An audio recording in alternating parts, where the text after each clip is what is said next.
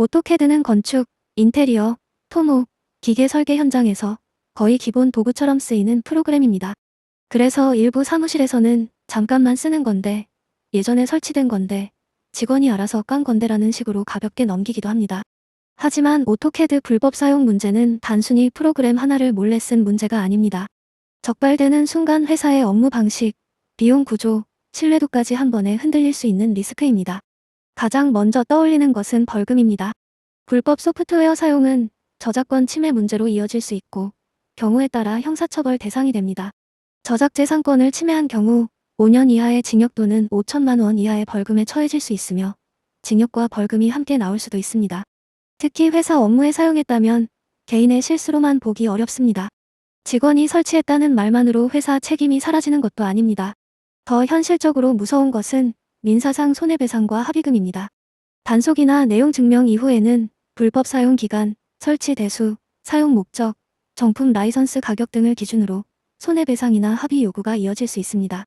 이때 금액은 단순히 정품 한두 개를 사는 수준에서 끝나지 않을 수 있습니다. 이미 사용한 기간에 대한 책임, 조사 대응 비용, 법률 검토 비용까지 더해지면 예상보다 훨씬 큰 지출이 됩니다. 오토캐드 같은 설계 프로그램은 단속 방식도 부담스럽습니다. 내용 증명, 라이선스 점검 요청, 사용 내역 확인, PC 조사, 법무법인 연락 등으로 이어질 수 있습니다. 이 과정에서 회사는 본업을 멈추고 자료를 정리해야 합니다. 어떤 PC에 어떤 버전이 설치되어 있는지, 누가 사용했는지, 언제부터 사용했는지 확인해야 합니다. 설계 마감이 급한 회사라면 이 시간 자체가 손실입니다. 회사 이미지에도 타격이 생깁니다. 설계사무소나 시공 관련 업체는 신뢰가 중요한 업종입니다. 거래처 입장에서 불법 소프트웨어를 사용하는 회사는 관리가 허술해 보일 수 있습니다. 공공기관, 대기업, 프랜차이즈, 건설사와 협업하는 경우라면 더 민감합니다. 계약 과정에서 소프트웨어 라이선스 준수 여부를 요구받는 경우도 있고, 문제가 알려지면 다음 프로젝트 수주에 악영향을 줄 수 있습니다. 실무자 입장에서도 불이익이 있습니다. 불법 버전은 업데이트가 막히거나 오류가 잦을 수 있고 보안 위험도 커집니다. 캐드 파일은 회사의 도면 자산입니다. 그런데 불법 프로그램을 통해 악성 코드가 유입되거나 파일이 손상되면 단순한 프로그램 문제가 아니라 프로젝트 전체 문제가 됩니다. 도면이 열리지 않거나 저장 오류가 생기거나 협력사와 버전 호환 문제가 생기면 현장은 바로 멈춥니다.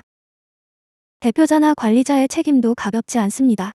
회사 업무용 PC에서 불법 프로그램이 발견되면 몰랐다는 말이 항상 방어가 되지는 않습니다. 회사는 직원이 업무에 사용하는 프로그램을 관리할 의무가 있습니다. 특히 설계팀, 현장관리팀, 외주 협업자가 함께 쓰는 PC가 있다면 더 주의해야 합니다.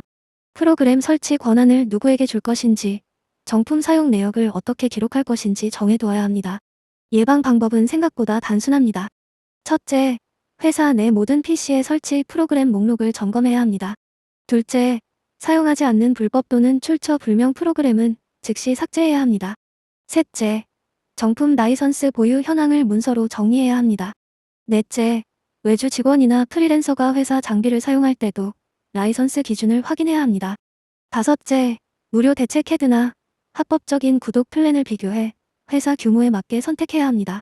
결국 오토캐드 불법 사용의 진짜 문제는 걸리면 벌금 낸다에서 끝나지 않습니다. 회사의 도면, 일정, 거래처 신뢰, 대표자의 책임, 직원의 업무 안정성까지 모두 연결됩니다. 정품 비용이 부담스러워 불법 사용을 선택했다가 나중에는 그 몇 배의 비용을 치를 수 있습니다. 설계 업무에서 가장 중요한 것은 정확한 도면만이 아닙니다. 그 도면을 만드는 도구까지 합법적이고 안전하게 관리하는 것. 그것이 회사의 기본 경쟁력입니다.